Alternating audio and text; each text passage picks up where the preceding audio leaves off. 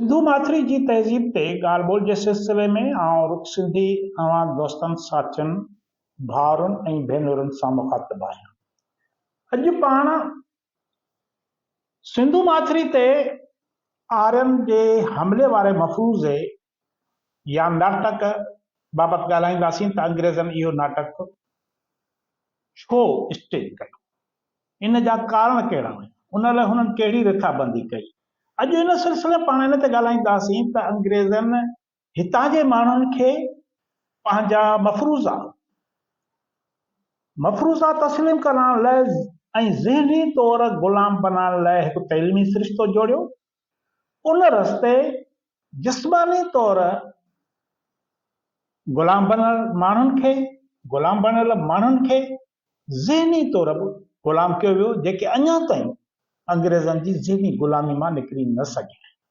अॼु पाण अंग्रेज़नि जे तइलीमी सिरिश्ते ते ॻाल्हाईंदासीं, जेको हुननि ख़ासि करे ग़ुलाम क़ौमुनि ऐं बरे सगीर हिंदुस्तान जे माण्हुनि लाइ जोड़ियो हो। उहो पंहिंजे लाइ हुननि जो न हुयो तइलीमी सिरिश्तो, इहो ग़ुलामनि लाइ हो त हुननि ग़ुलामनि खे ज़हनी तौर ते कीअं तस्लीम कराइजे त तव्हां ग़ुलामीअ जे लाइक़ु आहे।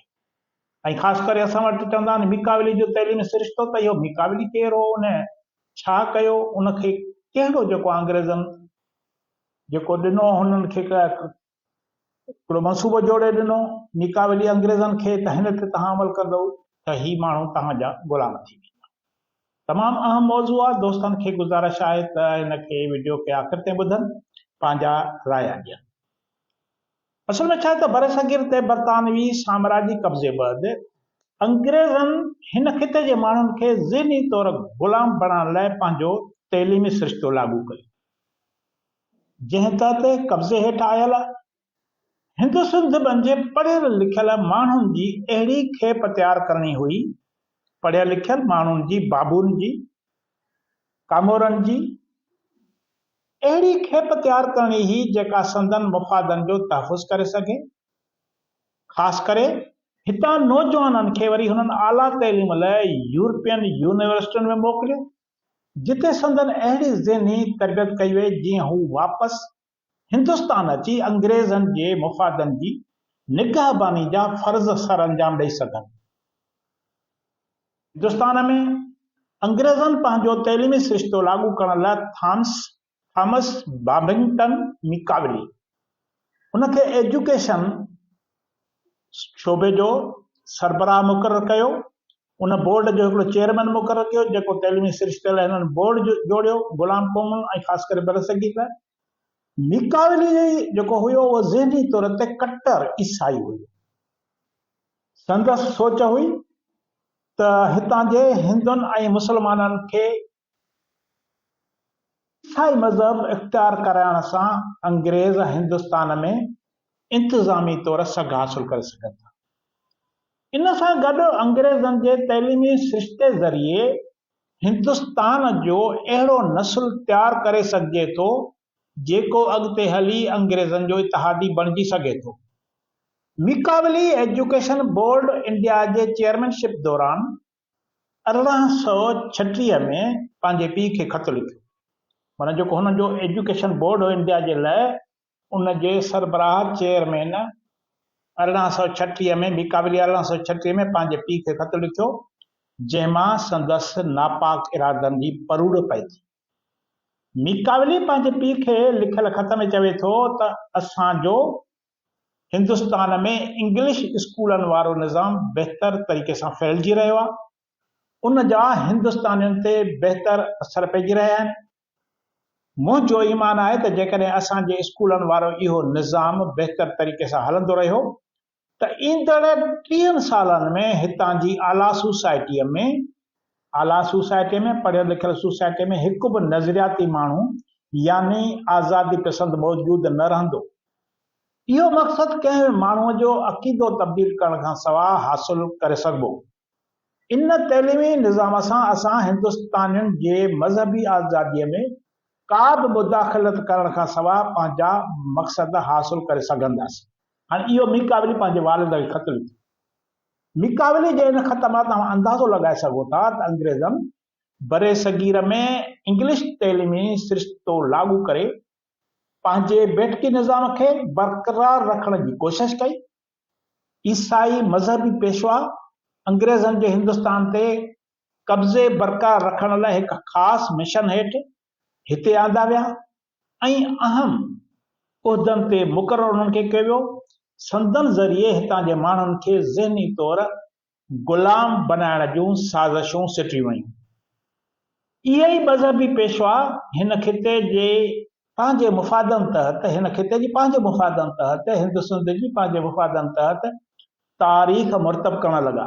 तारीख़ वॾी शइ हूंदी आहे माण्हुनि जा ज़हन तब्दील करण लाइ। मशहूर लेखक अरुण शौरी पंहिंजी किताब मशीनरीज़ इन इंडिया में अंग्रेज़नि जे कब्ज़े वक़्तु हिंदुस्तान में ईसाई मशीनरीज़ जे किरदार खे सबूतनि सां वाक़ो कयो आहे। पाण लिखे थो त ईसाई मशीनरीज़ जो किरदारु मज़हबी घटि पर अंग्रेज़ी बेटकी निज़ाम खे सघ बख़्शण वधीक हो। हिननि हिंदुस्तान में बरतानवी हाकमनि जे सॼे हथ तौरु कमु कयो।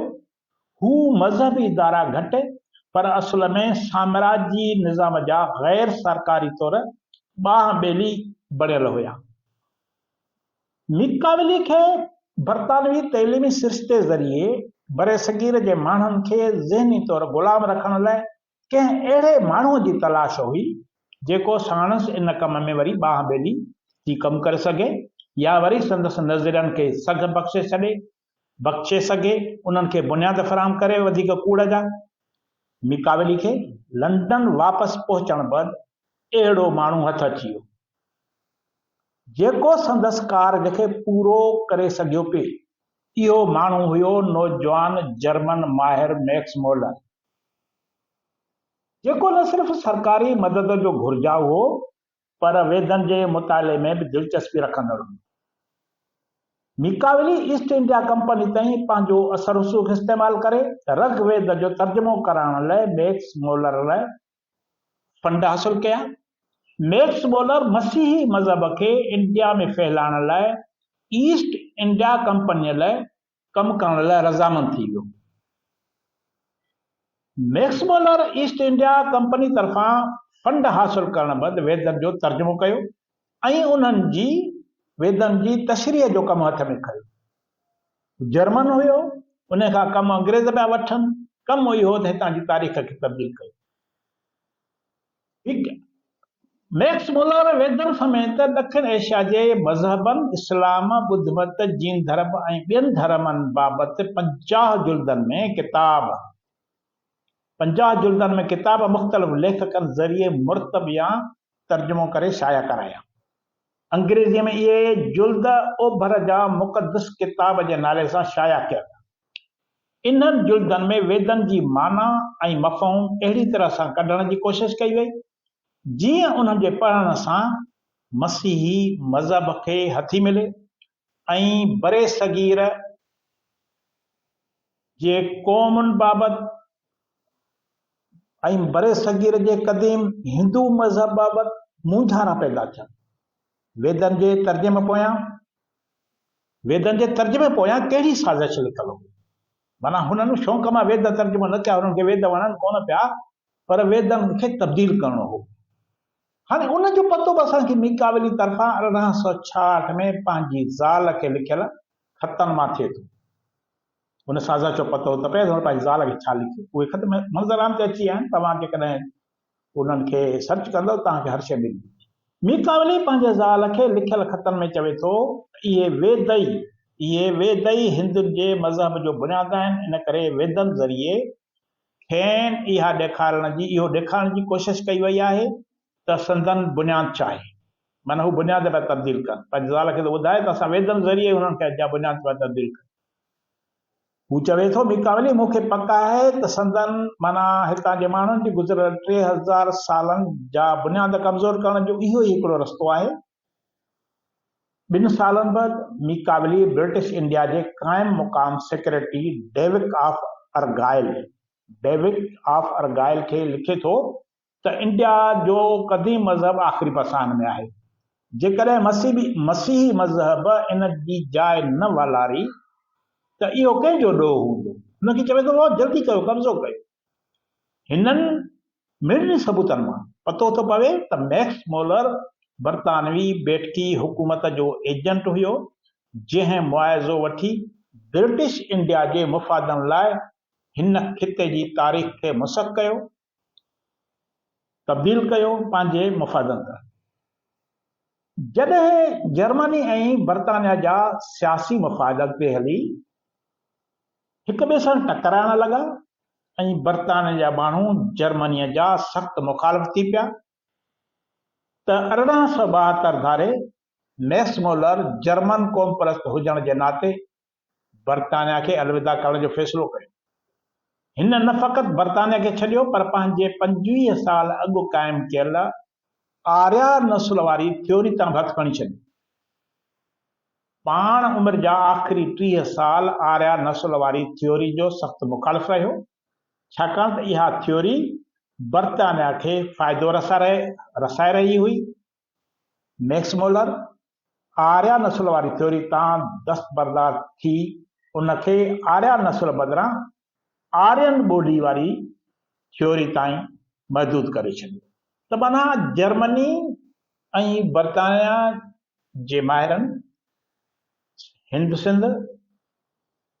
सिंध जी तारीख़ खे तब्दील करण लाइ केॾी वॾी साज़िश जोड़ी ऐं कहिड़ी तरीक़े सां हिकिड़ो हथ ठोकियो, तइलीमी निज़ाम जोड़े उन सां हितां जे माण्हुनि जा ब्रेन वॉश कया।